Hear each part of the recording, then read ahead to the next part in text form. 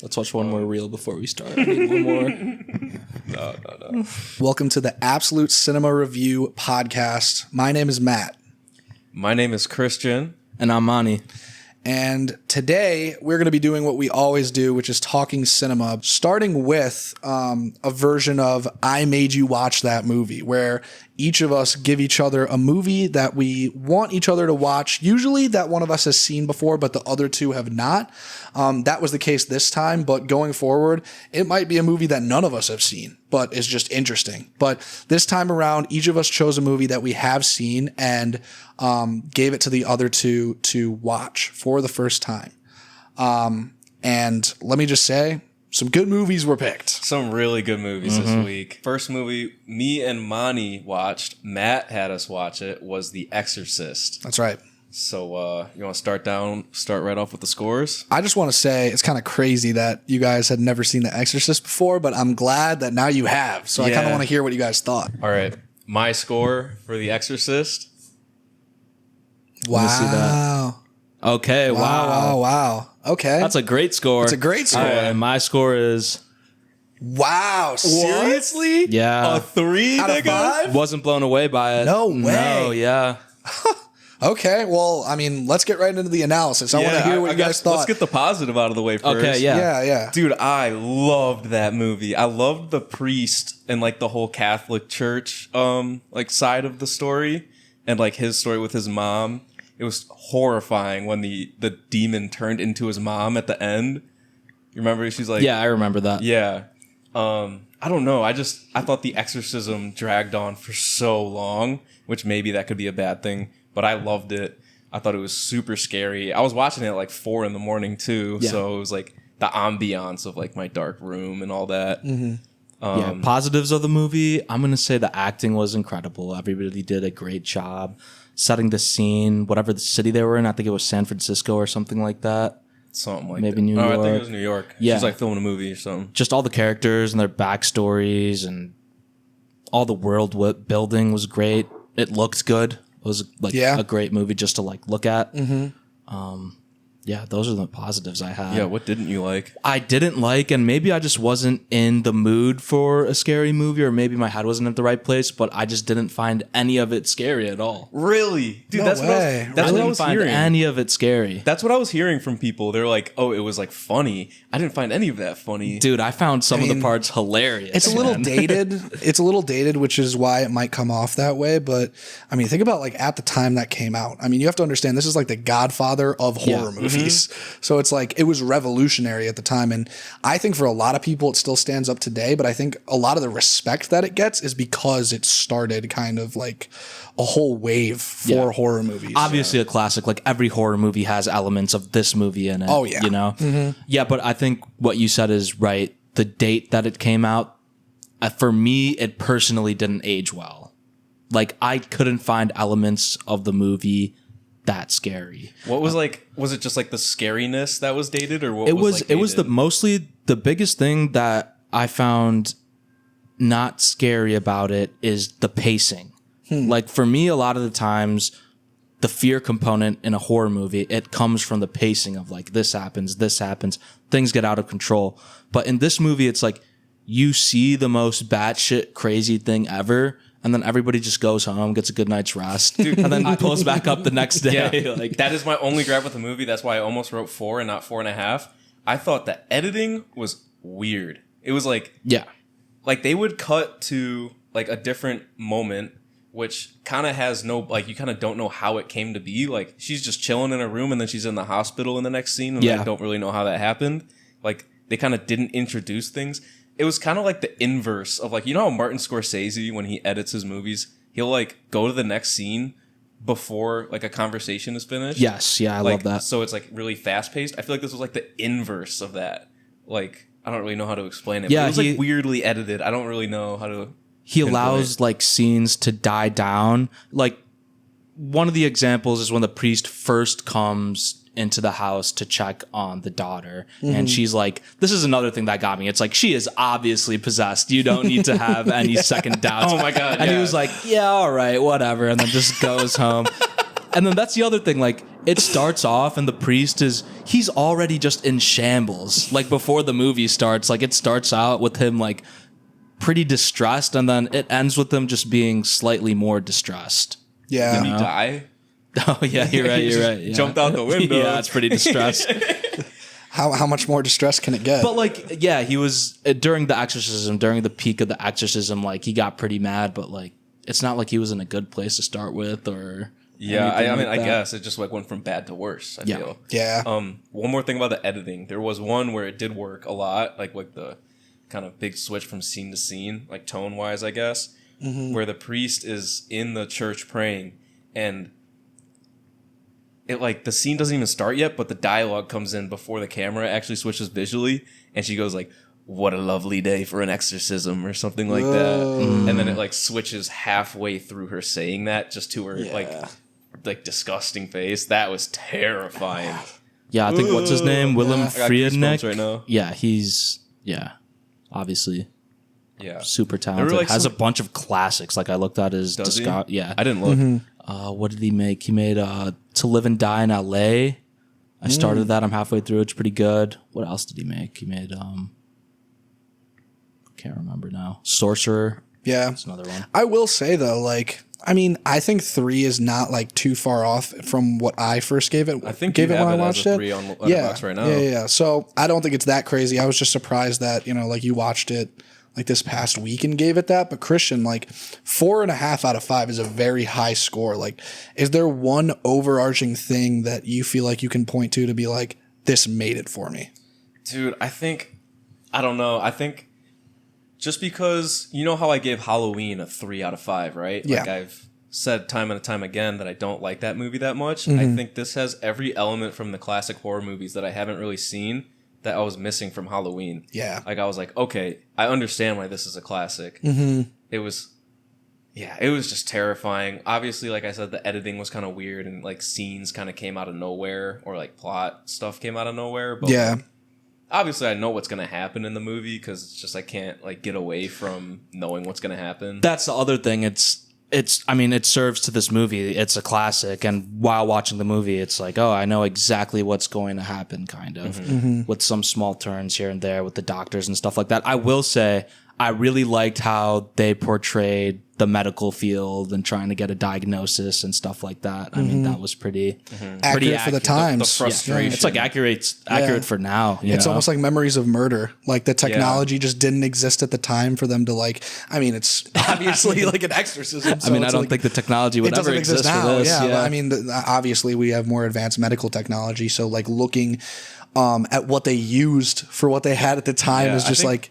It's not a period piece, but it adds to like the effect of the film. I think it's a good like Memories of Murder is actually a pretty good like juxtaposition to this movie because in this movie she's like a famous actor. Yeah, and she has the funds to get the diagnosis. She's like, I went to 82 doctors, and all you guys are saying like some bullshit. And then in Memories of Murder, I remember like one of the themes is like how the whole community was like impoverished, so they couldn't have like a proper investigation. It was all like super unprofessional and so much bullshit going on, and that's how they let it happen continuously for so long. And it's such an integral part of the film, but it's not shoved in your face, you know. And I think that's Murder or both. And I think that's what makes it so great. It's like it's there, and it's like it's like the backbone of the movie. Like everything that's happening is because of either the limited resources that they have or like just the lack of resources that they have. I mean, it is a little different from the exorcism because like... I mean, sure, yeah. Put it on the doctors to solve exorcism and devil. It's not the exact same. It's not the exact same, but you could definitely make the comparison and get away with it for sure. There.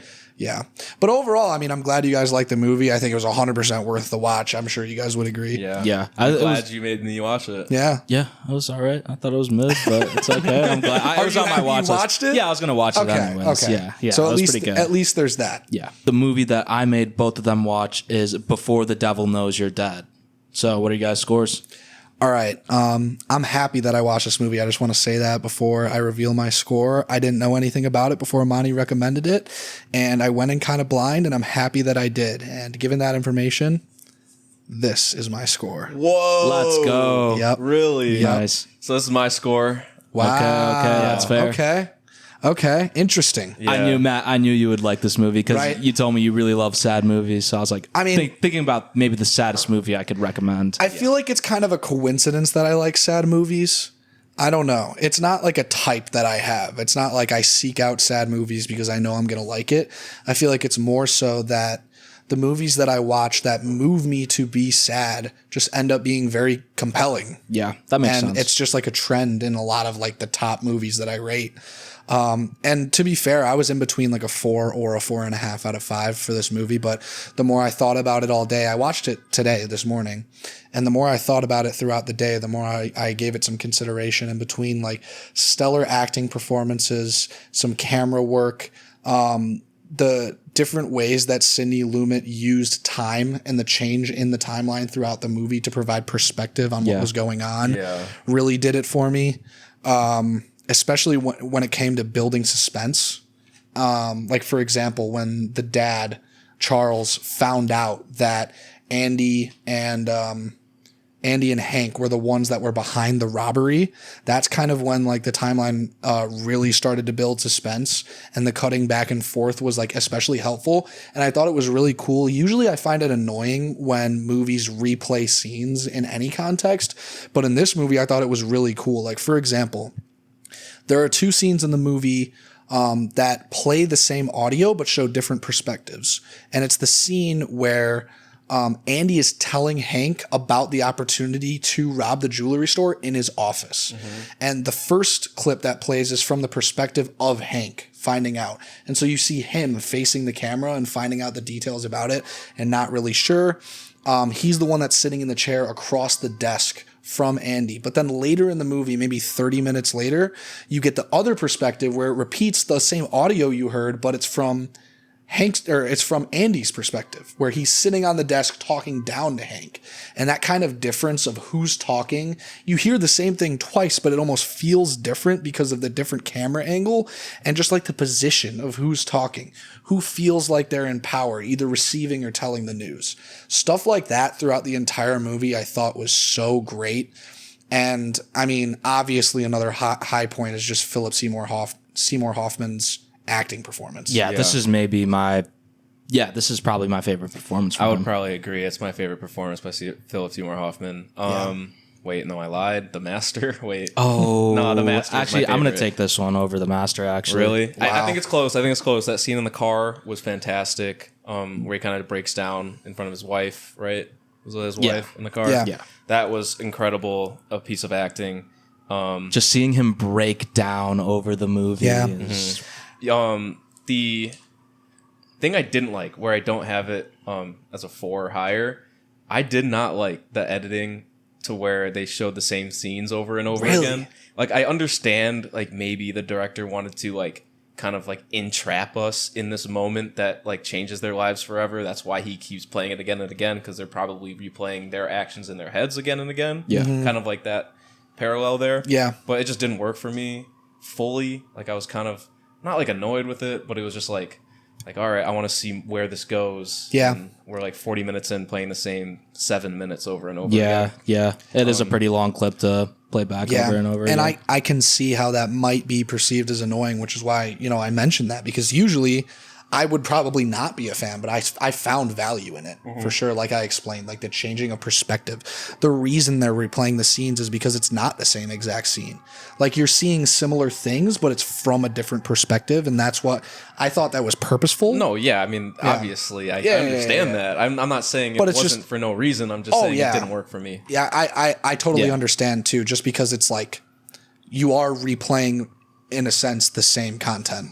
And you're hearing the same things. And it's like, clearly the director wants to reinforce this messaging, but it's like, all right, let's get there now. Like, you just want to find out what happens later. Yeah. I also just remembered a scene that I was kind of like, all right, guys, what are we doing?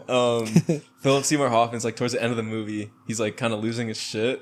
And he like, there's like a bowl of marbles. Yeah. And he dumps the marbles out, and I'm like, I was like, oh, he's losing his marbles. I get it. Like that whole scene was just like, what is happening? I know. I thought that was kind of stupid though, because like obviously he's losing. He's literally losing his marbles. Yeah, I was like, all right, like I get it. It was kind of funny. Well, maybe I'm an idiot because I didn't even think about that. I was like, damn, bro, he's got his marbles. I think it was rocks, but I still see what you're saying. Like it was like a bowl of decorative rocks on the table. I mean, if that's not what he meant, then I don't know. I mean, because the whole scene is like him purposefully messing up his apartment.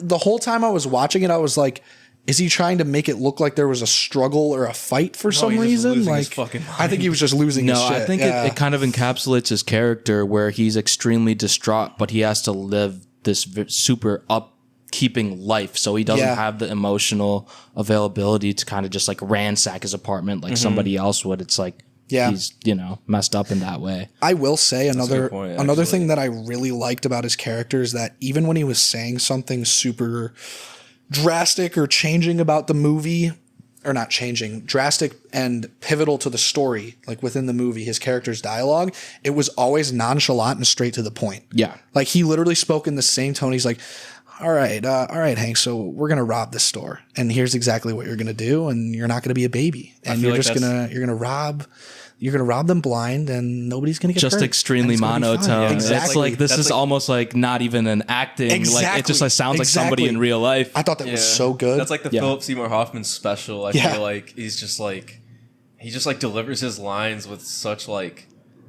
I don't know. Yeah. Like force. Yes. Yeah. Like it's so calm, but it's so like attention grabbing at the same time. It's so genuine. 100%. Yeah. And he was 0 to 100 in every scene. Like he was either 0 or 100 is what I mean. Like the scene in the backyard with his dad. Oh where my his God, dad, man. His dad is like, I wish I was a better father to you. Like I know I messed up. And he's just like, yeah, thanks for the apology, but I was clearly never the favorite. Yeah. And you always liked Hank more. And I don't know what I did to deserve this. Bro. And they leave the house, and the scene where he pulls over and he just starts screaming. Where he's just brutal, like, it's not fair. Yes. And his face turns red, and it almost looks like he's choking. Yeah. Like with how upset he's getting. That kind of made me feel scared because in real life, when somebody snaps like that, like that's exactly what it looks like. Yes. That's exactly what it sounds like. Mm-hmm. Crazy. So realistic. And it happened a couple times during the movie, and both of those times I was like, oh my God. Yeah. Like it's like you forget he's acting. Yeah. Brutal BP moment. And he was like, he liked them because he was like cuter and yeah.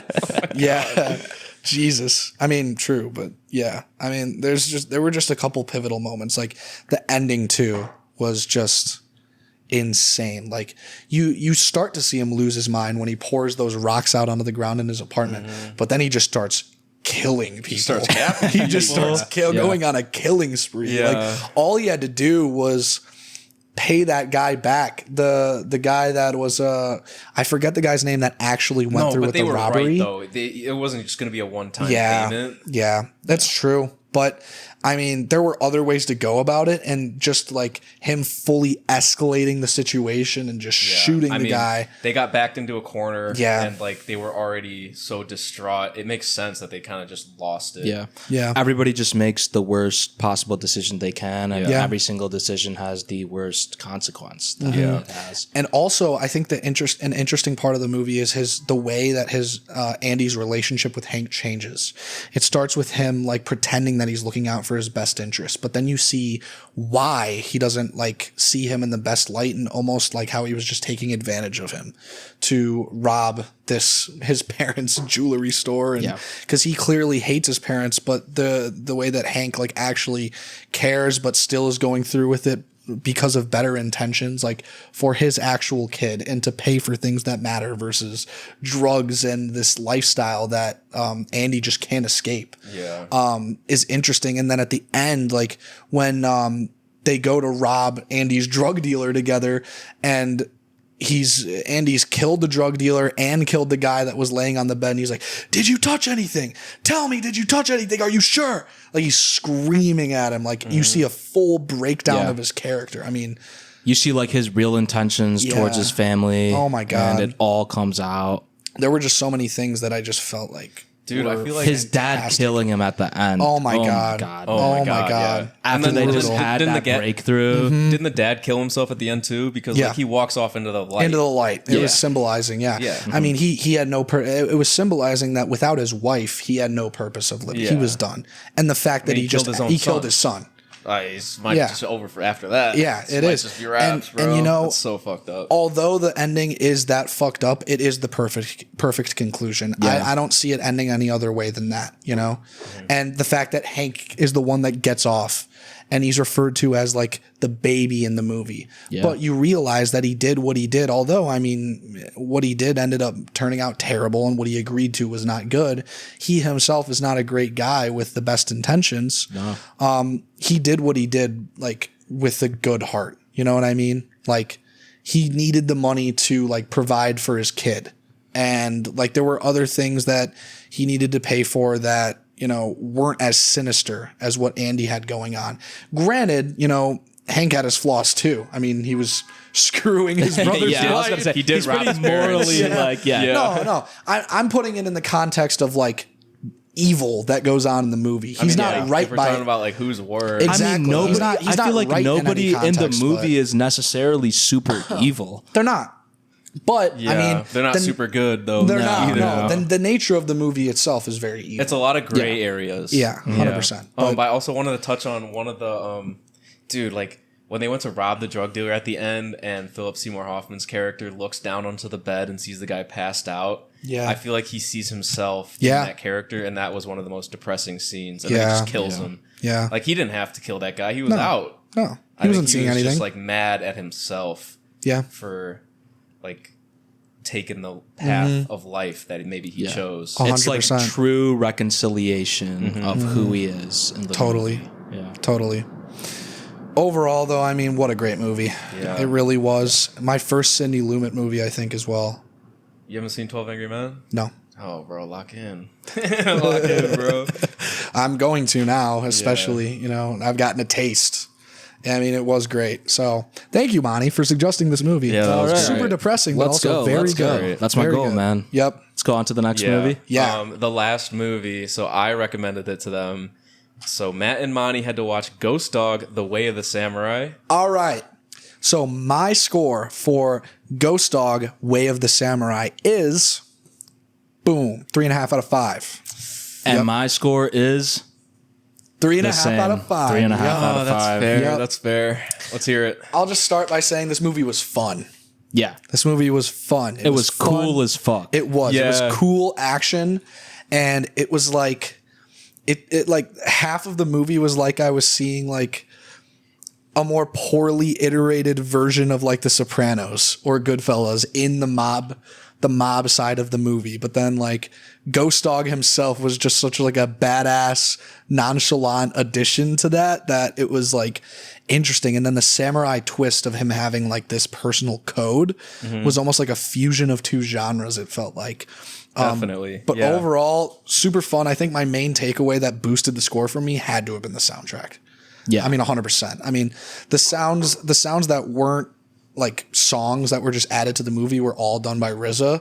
I mean, just incredible. Added a ton to the movie. The shots of him just driving in the car, listening to music. Fire. And like, there's like a transparent, like, just shot of his face over the shot of him driving in all of the driving scenes. I love those shots. I love those scenes. Dude, so like, I gave that movie a 4.5. It's close to a 5. I just love like the vibe that movie creates. It's just like so chill and like, I don't know, amazing watch. What did you think about it, Monty? Or like, so yeah, the pros is that it's obviously just a cool movie. Ghost Dog is a sick character. Just the vibe of Japanese samurai culture mixed with, you know, gangster like violence and stuff like that. Italian side.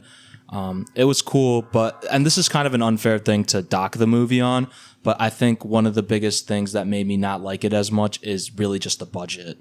Yeah, I mean, I can agree with that for sure. Yeah, I think if they just put a little bit more money into it, if they, you know, could have, the movie would be a lot better. It seems like some of the scenes where it's just the gangsters around, it's just always somebody's living room, like with no difference or discernibility at all. I do remember that. It was like really janky sometimes. Yeah. I feel like that adds to the charm of the movie too. Yeah. At some point. That's where like the Sopranos feel came into me, because like, I mean, that's one of the most coveted shows of all time, and like half the scenes are in someone's living room. So it's like, I mean, while it's not the same, it's like that's kind of the vibe I got from it, which made it enjoyable for me. But I mean, there's plenty of things that made me really like this movie. One is that I laughed out loud at like certain points just because of like how ridiculous the scene was. Like when I forget his name. Can you remind me of the guy's name? No idea. Okay. The guy who has like the pact with Ghost Dog, and he's like his like leader, protector. Yeah. The guy in the mob, essentially. He does like this first meeting with like the head of the mob to see like who was the guy that knocked off like the first guy that died. And the older guy has like maybe 5 lines in the movie. And one of the first ones is when the guy's describing like how he comes into contact with Ghost Dog. And he's like, well, that's the thing. I've only talked to him 3 times and it's always been through a pigeon. Yeah. And the old pigeon. The old guy's like, passenger pigeon? They've been extinct since 1932. Yeah. And that's one of 4 lines that he has in the movie. And I had to pause the movie because I was laughing so hard. Dude, it came out of nowhere. I love the ice cream truck dude who was deaf. He was deaf, right? And was he? I don't think he was deaf. He just spoke French.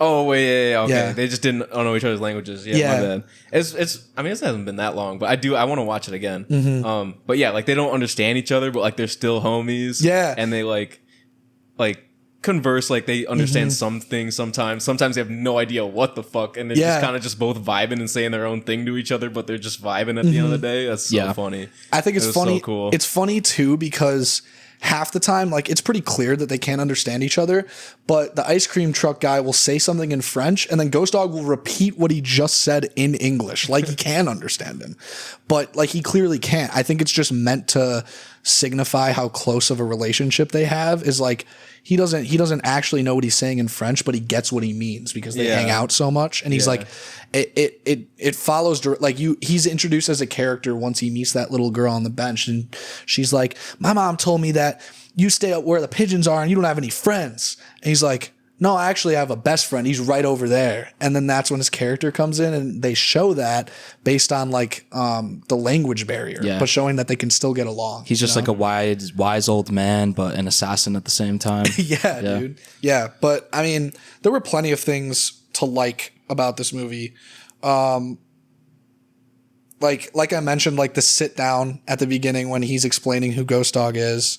The different language aspect, like we just talked about, I thought that was like a pretty powerful part of the movie.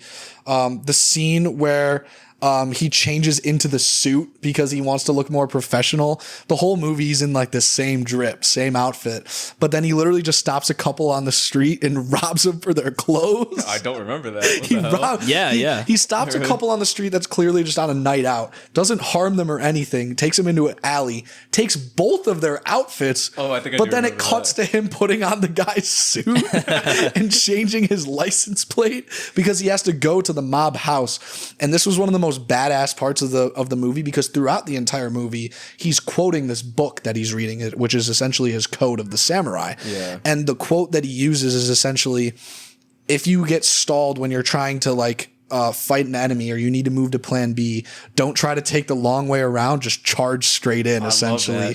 And he goes to the gate, he uses like his hacker, which is essentially just the hacker from like Moon on I was literally just gonna say that. It's like the hacking device from Moon, bro. He's like got that shit on him. It's like he can do anything. He can hijack a car, he can open gates. Like, what is this device? I love that shit, bro. It's like it's such a vibe. Like, this shit makes no sense at all. But like, what is this device? It's just like, it just serves the story, and it's fucking cool. It does. It's just cool as fuck. And he's got the suit, and he even tries to play it off before he just starts going ape shit and killing everyone. He's like, yeah, I'm with the real estate agency. This house has an offer. I need to speak to the owner. Yeah. He's like, we'll go verify that. that. He just gets out and starts. Oh my God, that reminded me. The way he treats his gun like a samurai sword when he throughout like the entire swings movie. it around. Holsters sick. it. Yeah. Oh my God. I think that's my favorite part of the movie. That and just the quotes, and it bleeds into like when it pauses and like the quotes. I love that. Yeah. So much. awesome. I have written in my notes, one of the last kills was he was in the basement. Drain pipe. Yep. Shit was hard as fuck. That was a little bit ridiculous, but fire. Yeah. Is what I wrote. My and favorite- the ending is fire. My favorite kill was when he killed that one Italian gangster and he just like sat down. Like it fortified that theme of the movie. Like everybody's kind of a samurai in a certain way. And I think he was like the head. I think throughout the entire movie, I was trying to debate who's like the leader. I think the last guy he killed is the last guy he killed. You think so? That's the guy? In his bathroom. I kind of thought it was the guy that you're talking about where he shot him and he just sat down. No, I think he was just like the most poised person. Yeah. But yeah.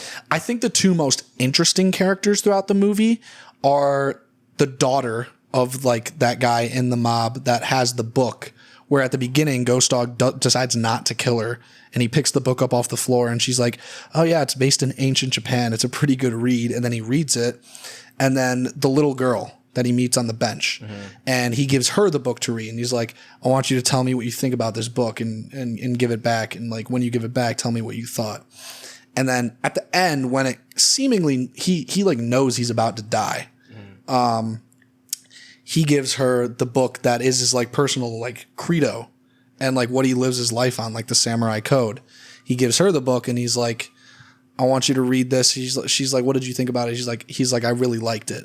And then one of the ending shots of the movie is her at home reading the book, and she's like so locked in that she's not even like listening to what her mom is saying, and it's almost like you can tell that she's about to be like the Ghost Dog successor. That was a perfect ending. Yeah. That was a pretty cool like ending, one of the ending scenes, I think, for sure. That is one. I'm not that, but one of the reasons I docked it again was I loved Ghost Dog as a character, but I couldn't really care for anybody else that much as a character. Nobody really drew me in that much.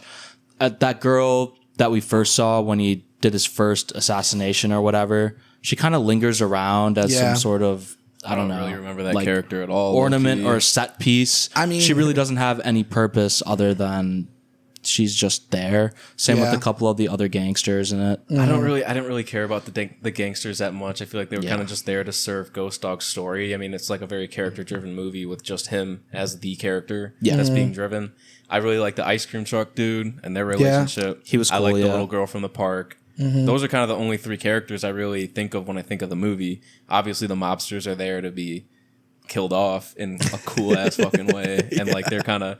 I remember they were like scheming extra hard in one scene. Like they were like talking, and they were just like. It was kind of like, you know, like one battle after another where they have their little hideout and they're just being like evil as fuck. It was kind of like that, where they were just like extra evil for no reason. But they're just idiots. They're just all so stupid in the entire movie. What I thought was hilarious, and there was no explanation for why this was, because throughout the entire movie, except for these two cases, there's no one else on the roof by the pigeon cage, except for when the mob bosses are looking for Ghost Dog. And then there's one guy where they're like, this clearly isn't him. We can't kill this guy, but they still get in an argument with him. And then there's another guy later in the movie where he's just up there for some reason. He's like, oh, hey guys. And they're like, is that him? Close enough. And they just kill him. It's like, why were those guys there? He's like, fuck it, I'm clocking out, bro. I'm not get paid enough for this shit. Throughout the entire rest of the movie, no one else is on the roof except for Ghost Dog. I think they're like poor mobsters. Like they just don't have shit. I think in one scene, like the landlord comes like asking for their rent. And they're like, he's like, what kind of operation are you guys running? He literally said that. He's like, he said, this is what he said. He goes, if you don't get me 3 months rent by tomorrow, I'm going to the marshal. Oh, hell no, bro. Yeah, it's just struggling. Oh my God, struggling mobsters. Yeah. Oh my God. Ghost Dog was sick as hell though as a character. No, it was I great. fucked with it so much. Yeah. The two movies that I was given by you guys to watch this week were both great. They were. Yeah. Yeah. in their own ways. Is that it? Is that all the movies? That's the movies. That's kind of the magic of this segment here, because I would say we're all like novice in the film community. We haven't seen everything as much as other people have. So kind of just watching with the audience. Mm-hmm. Yeah, it's like discovering new movies. Like, it's kind of the point. Yeah. Yeah. The point of movies is to watch more. If you guys haven't seen The Exorcist, Ghost Dog, The Way of the Samurai, or Before the Devil Knows You're Dead, please go out and give them a watch. All of them are worth it, in my opinion. We might have just spoiled everything, but it's still worth the watch, I promise. Yeah. Yep. 100%. And if you got movie recommendations, put them down as well. Yes, please, because we're going to keep doing this. Is going to be a returning segment. Every time we create these like longer form videos for YouTube and different platforms, we're going to continue to talk about movies that we haven't seen before and have seen now for the first time. So, any suggestions you guys have, let us know. We're totally open to it.